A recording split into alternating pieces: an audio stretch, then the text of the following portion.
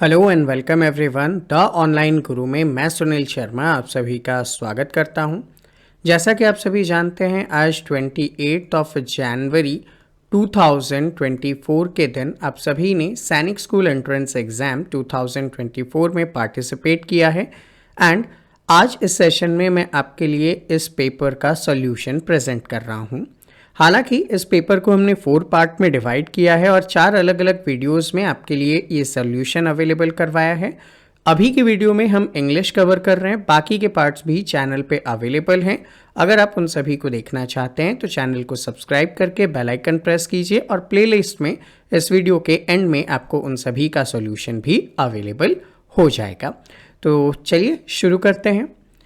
यहाँ सबसे पहले मैं ये बता देना चाहूँगा कि मेरे पास अभी सेट नंबर डी है। अगर आपके पास कोई अदर सेट हो तो क्वेश्चंस ऊपर नीचे हो सकते हैं, उस अकॉर्डिंग आप आंसर्स को चेक करेंगे। देखिए बोला गया है the speaker is dash going the subject.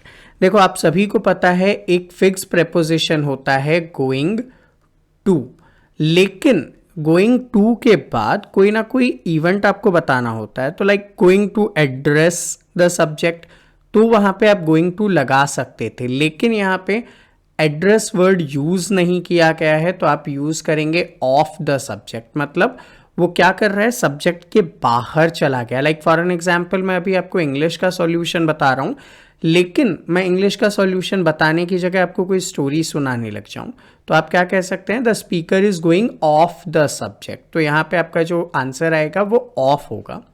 Next thing, fill in the blank with the correct word. Akbar's army dashed the castle of Chittorgarh.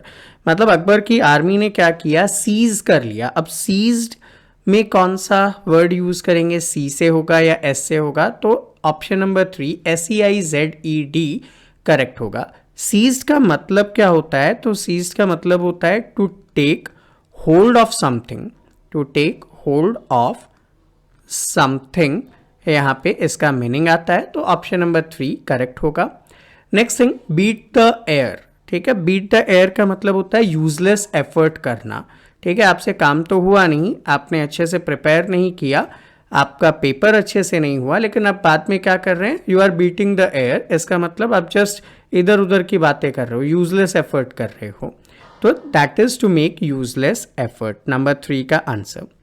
Next thing, number 4th question, यहाँ पे opposite बताना है थ्रेट। थ्रेट का मतलब खतरा होना, डर होना। ठीक है, तो यहाँ पे देखिएगा इसका अपोजिट क्या होगा, प्रॉस्पर। मतलब बिल्कुल हैप्पीली सेफली आगे डेवलप करना।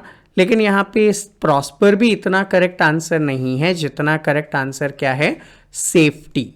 तो यहाँ पे 4th का आंसर क्या होगा, नंबर 3 सेफ्टी हो जाएगा। नेक्स्ट थिंग, इनमें से करेक्ट स्पेलिंग आपको बतानी है। तो देखिए एक जो करेक्ट स्पेलिंग है वो है SANCTION। तो SANCTION ऑप्शन नंबर 1 करेक्ट है। सैंक्शन का मतलब क्या होता है, तो इसका मतलब होता है पेनल्टी। ठीक है, पेनल्टी किससे related, for disobeying the rule और अ लॉ। अगर आपने कोई लॉ को डिसओबे किया है तो बदले में आप पे क्या लगाया जा सकता है, सैंक्शन लगाया जा सकता है। तो सैंक्शन SANCTION इसका करेक्ट स्पेलिंग होगा। Next thing, choose the word which is opposite in meaning to the given.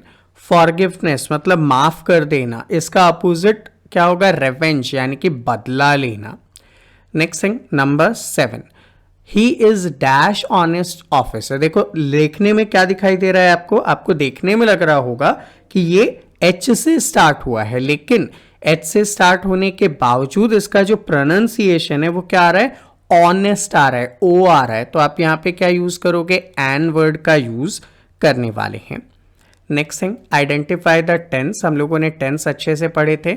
The sun sets in the west, आपको पता है यूजुअल ऑकरेंस वाली चीज़ें किस में आती है, प्रेजेंट इंडेफिनिट में आती है। और प्रेजेंट इंडेफिनिट में आपको ये भी पता था कि वर्ब की फर्स्ट फॉर्म के साथ हम लोग एस या ES लगाते हैं। तो हमारा सेंटेंस क्या होता था, सब्जेक्ट प्लस वर्ब की फर्स्ट फॉर्म प्लस एस या ES देन ऑब्जेक्ट। तो यहाँ पे प्रेजेंट इंडेफिनिट टेंस आपके लिए करेक्ट आंसर है। Next thing, the dash of these products good. तो तो यहाँ पे सब में से आपको पता चल रहा है क्वालिटी की बात हो रही है।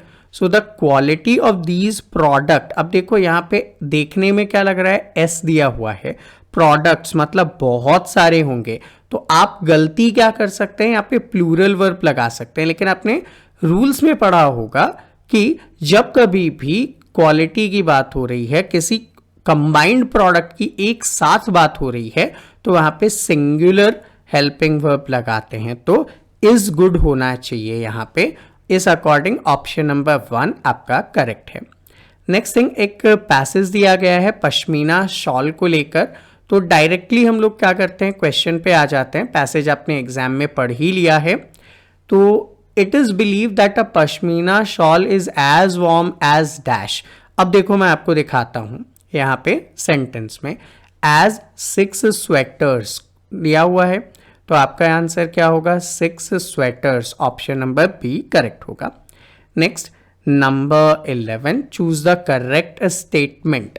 The goats shed some of their hair in summer. देखो यहाँ पे सेंटेंस दिखा देता हूं मैं आपको, दिया क्या गया है, the goats shed some of their hair और द फर इन समर। अब ऑप्शंस के अकॉर्डिंग अगर आप देखते हैं तो देखिए यहाँ पे विंटर, रेनी सीजन, स्प्रिंग गलत है, तो क्या बचा, सिर्फ एक ही ऑप्शन आपका यहाँ पे करेक्ट बचता है। नेक्स्ट थिंग, हम लोग आते हैं नंबर 12 पे। 12th यहाँ पे क्या बोल रहा है आपको, after almost dash of weaving 1 pashmina shawl is made. ठीक है, इसका भी मैं आपको सेंटेंस दिखा देता हूँ कि कहाँ पे इससे रिलेटेड इंफॉर्मेशन दी है। तो देखो, after almost 250 hours of weaving, तो यहाँ पे हमारा आंसर कितना हो जाएगा, 250 आवर्स, यानी कि ऑप्शन नंबर 4। नेक्स्ट थिंग, यहाँ पे दिया है, a coat of warm hair grows on the goat's body which protected from extreme cold. यहाँ पे हेयर किस पार्ट ऑफ स्पीच में आता है, तो देखो हेयर जो है वो यहाँ पे आता है नाउन में। बेसिकली वो क्या कर रहा है, नाउन को यहाँ पे डिफाइन कर रहा है। Next number 14, opposite. थिक का अपोजिट आप सभी जानते हैं क्या होता है, थिन हो जाता है। Next question 15, identify the adjective. Adjective क्या करता है, आपको विशेषता बताता है। तो यहाँ पे क्या दिया गया है, हाई, यहाँ पे आपके लिए एडजेक्टिव वर्ड होगा। Fill in the blank with correct degree of comparison. Comparison में आपको पता है ना, मोर वर्ड का यूज कर लेते हैं हम लोग। तो यहाँ पे I have more money in my pocket, तो उस अकॉर्डिंग आप मोर वर्ड का यहाँ पे यूज करेंगे। एंड अगर सुपरलेटिव होता तो क्या करते, आप मोस्ट वर्ड का यहाँ पे यूज करते। Next thing number 17, choose the word that is opposite of real. Real का अपोजिट क्या होता है, इमेजिनरी। रियल जो चीज आपके सामने एग्जैक्टली प्रेजेंट है, एंड इमेजिनरी आप अपने ख्यालों में सोच रहे हैं, तो that is an imaginary thing. Next thing, choose the correct spelling. तो यहाँ पे RECEIVE, तो RECEIVE ऑप्शन नंबर 1 करेक्ट होगा। इसका मतलब क्या होता है, रिसीव का मतलब होता है टू गेट, यहाँ पे इसका मीनिंग आपके लिए आ जाता है। अब इस सेशन को आगे कंटिन्यू करूं उससे पहले आप सभी को इन्फॉर्म करना चाहूंगा, हमारी तरफ से RIMC RMS सैनिक स्कूल नवोदय विद्यालय जैसे वेरियस एंट्रेंस एग्जाम्स के लिए ऑनलाइन क्लासेस अवेलेबल हैं। अगर आप इन सारे बेनिफिट्स का यूज़ करना चाहते हैं, हमारे साथ जुड़कर प्रिपेयर करना चाहते हैं, तो 7737653468 पर आप मुझसे कांटेक्ट कर सकते हैं। तो इस सेशन को आगे कंटिन्यू करें उससे पहले आपसे एक रिक्वेस्ट है कि इस वीडियो को लाइक कीजिए और अपने बाकी फ्रेंड्स जिन्होंने भी ये एग्ज़ाम दिया है या देने वाले हैं उनके साथ इस सेशन को शेयर करना मत भूलिएगा। और ऐसे ही रेगुलर सेशंस देखने के लिए आप चैनल को सब्सक्राइब करके बेल आइकन जरूर प्रेस कीजिए। नेक्स्ट क्वेश्चन आता है, choose the correct option to improve. Did their, देखो यहाँ पे THERE का मतलब होता है आइडेंटिफाइंग अ पर्टिकुलर प्लेस। आप क्या कर रहे हो, डिनोट कर रहे हो किसी प्लेस को, पॉइंट आउट कर रहे हो किसी प्लेस को, लेकिन बस कोई प्लेस पे नहीं है, बस तो उनका है, तो रिलेटिव वर्ड यहाँ पे आपको यूज करना है, तो THEIR करेक्ट आंसर होगा।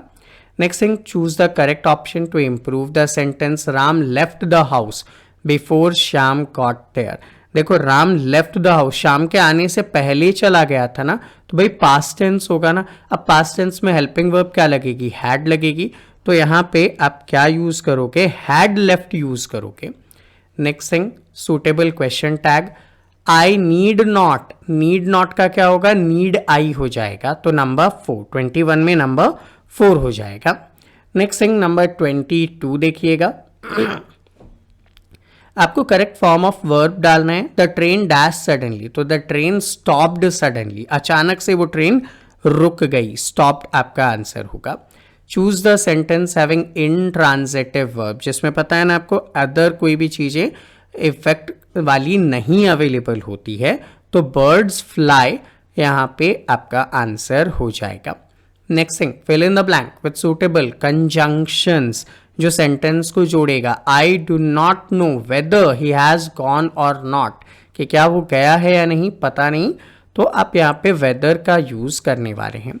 Then complete the sentence with suitable article. Ram is a student whom we all expect to get less than 35% marks, तो राम इज अ स्टूडेंट, ठीक है, तो यहाँ पे Ram is a student whom we all expect to get less than 35% marks, option number A correct answer हो जाएगा। So student, ये था हमारा आज का सेशन। आई होप आप सभी के लिए हेल्पफुल रहा हो, और ऐसे ही रेगुलर सेशंस देखने के लिए आप हमें वेरियस प्लेटफॉर्म पे फॉलो कर सकते हैं, जिनके लिंक नीचे डिस्क्रिप्शन में दिए गए हैं। एंड अगर आप मेरे साथ जुड़कर लाइव क्लासेस के थ्रू इन सभी एग्जाम्स के लिए प्रिपेयर करना चाहते हैं, तो 7737653468 पर आप मुझसे कांटेक्ट कर सकते हैं। तो मिलते हैं आपसे अगले सेशन में, तब तक के लिए जय हिंद।